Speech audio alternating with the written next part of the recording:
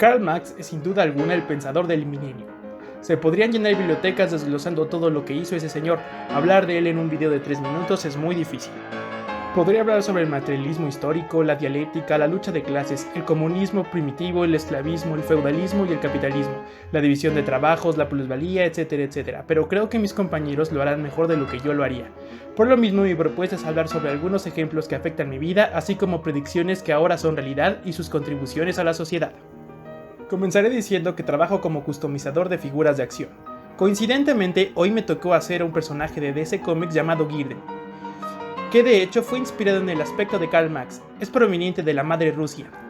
Sí, es marxista y obviamente es el villano, porque #guerra ideológica ochentera entre bloques económicos.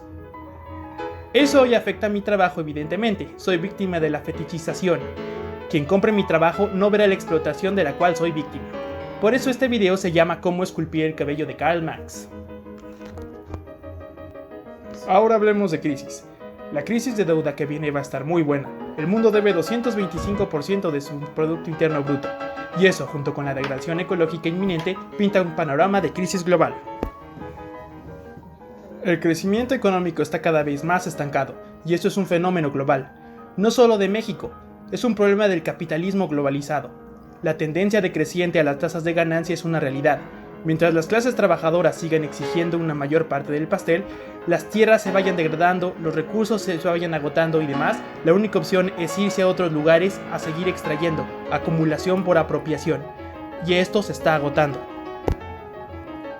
Asimismo, los lugares tercermundistas, que provenían de los países desarrollados de manos de obra barata, están cada vez creciendo menos. Por otro lado, la solución al estancamiento económico que sufre el capitalismo globalizado está hoy siendo la frágil deuda creciente mundial, que hoy alcanza el 320% del PIB mundial, aproximadamente 244 millones de dólares en deuda.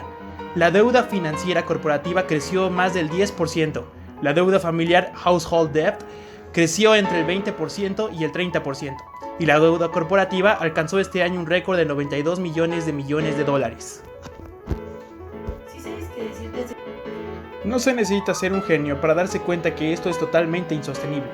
Deudas que crecen más del 10% mientras la economía mundial crece a lo más al 3%, surge la pregunta: ¿cómo vamos a pagar estas deudas si nuestra economía capitalista está totalmente estancada? Y más cuando se ve más en riesgo por los efectos del cambio climático. Estamos viendo el fin del capitalismo. Prepárense, los números son claros y muestran una lógica de degradación que críticos de la economía política como Marx ya habían predicho. Por otro lado, la gente a menudo dice que las mejoras en la calidad de vida se pueden atribuir al capitalismo. La verdad es que esto va más a la lucha de clases y por políticas progresistas. La evidencia lo demuestra. Desde un análisis económico, se puede demostrar que el capitalismo por sí solo no genera riquezas, solo desigualdad. Por ende, sin las luchas sociales y las políticas que derivan de las mismas, la calidad de vida estaría estancada y concentrada en las élites. Lo cual también es consistente hoy. Los datos muestran que una persona de clase privilegiada vive en promedio 10 años más que una persona en el quintil más bajo de la escala de los ingresos.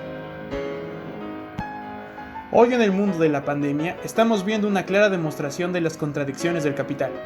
Si el capital no se reproduce con suficiente velocidad, el sistema entra en crisis.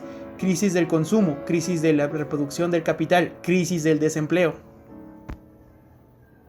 Esto demuestra irrefutablemente lo que dicen teóricos marxistas como David Harvey. El capitalismo es una espiral constante de reproducción del capital, producción, distribución, consumo, realización del valor monetario de la mercancía, apropiación del plusvalor, reinversión, y comienza con las nuevas etapas del ciclo. Si el ciclo en cualquiera de sus etapas se interrumpe, entonces entra en crisis. El capitalismo es un sistema deficiente, obsoleto y totalmente ineficiente. Esto ya está más que demostrado, no debe haber más discusión al respecto, y quien pueda negar este hecho, que lo intente.